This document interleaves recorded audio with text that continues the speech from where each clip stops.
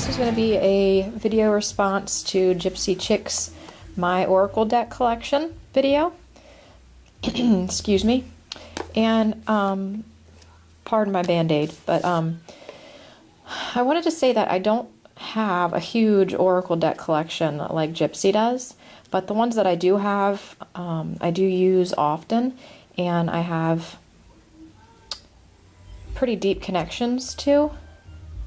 Generally speaking, I'm more of a cloud and augury reader, and I don't tend to use cards as much as I do things in nature when I do readings. But, anywho, let's get to it. So the first Oracle deck that I have is the White Eagle Medicine Wheel deck, and it's by Juana Nietzsche with Eliana Harvey. Obviously, you can tell this is a Native American inspired deck, and an authentic Native American helped to write it, as well as design the cards. So it comes with a little book, as you can see, that tells you about each card, gives you different levels as far as like being an amateur student and a teacher and things, and how the cards can relate in that manner. But the cards are pretty amazing, and it's kind of hard to do this with one hand, obviously, but I just dropped all of them. But anyway, I really need a tripod. So this is the back of the cards, and there's an eagle representing each direction, north, south, east, and west. And then you turn them over, and they have these beautiful, beautiful designs on them. This is the Wisdom Keeper. As you can see, it's a feather type fan.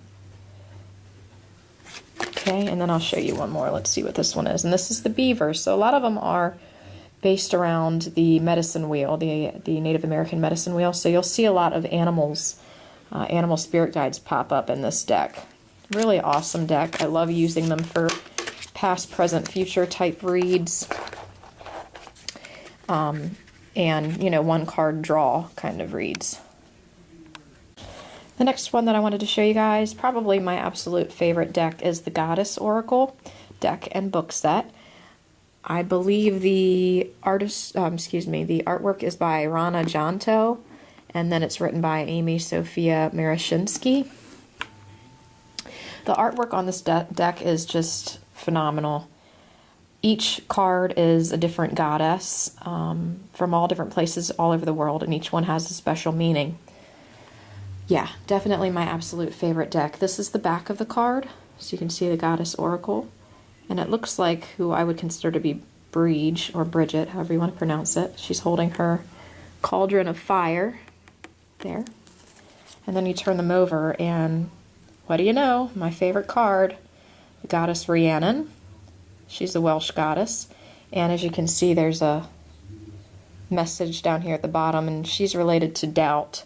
Now, I don't always go with what the cards tell me each goddess means. If I know them to mean something different to me, then I go with what I feel is, you know, the goddess attunes to with me. I'll show you a couple more. This one is Aphrodite, and she means love, which is typically right. Then we have Kuan Yin, compassion. So as you can see, it goes over a bunch of different cultures, not just one. Sedna, victim. Newt, mystery.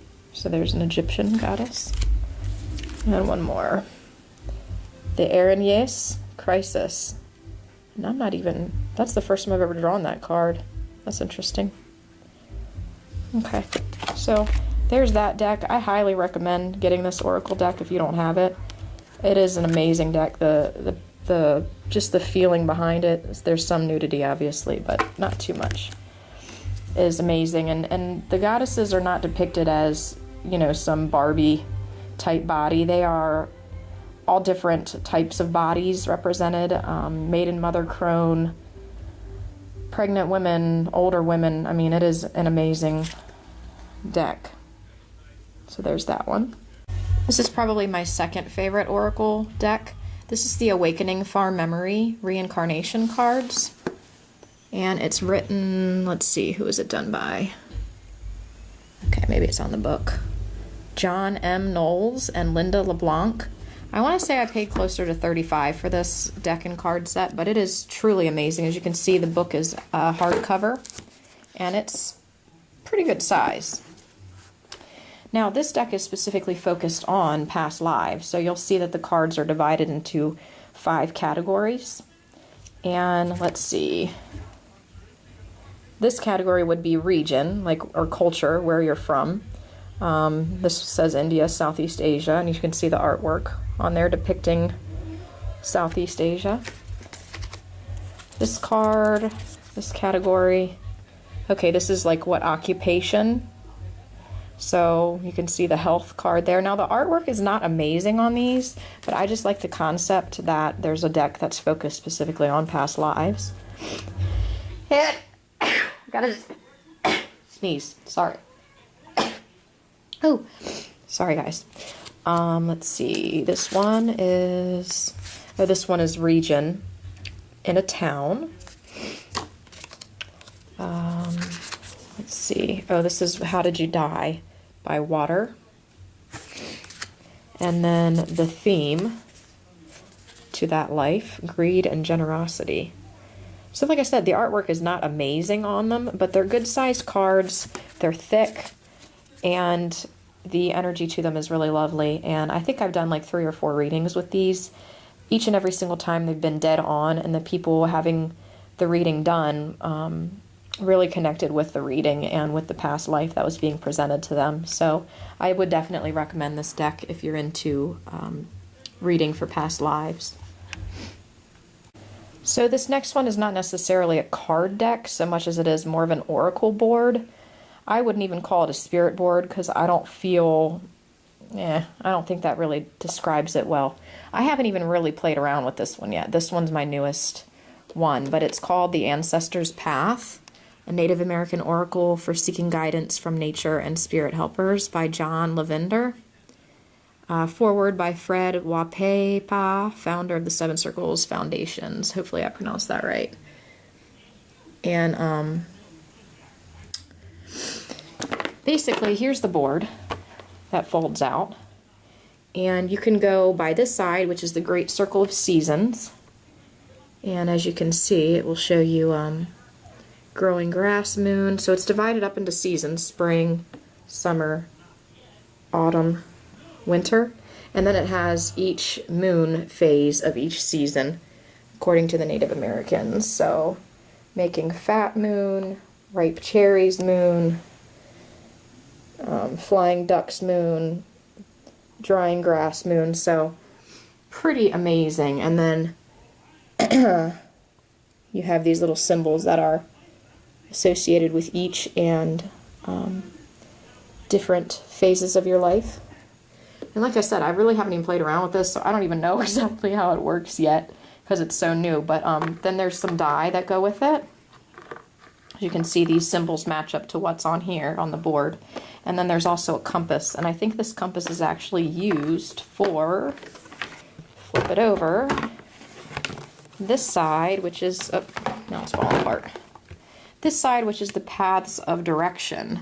And in this one, you're using the 4 directions instead of the seasons.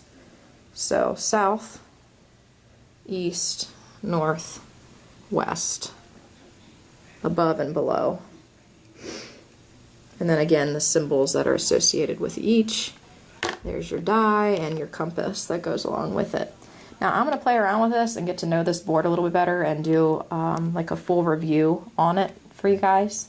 But that is that one. It has a really great feeling to it, and I love Native American oracle decks as well as boards. So there's that one.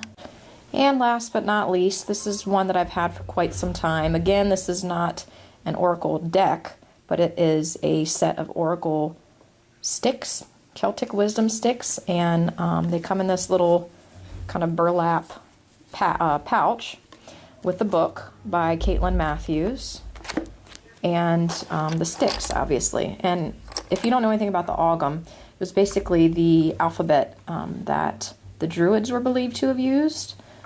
If not the Druids, some type of Celtic priest in the past. And the Ogham is basically like an alphabet. Way less letters than what we have in our alphabet today.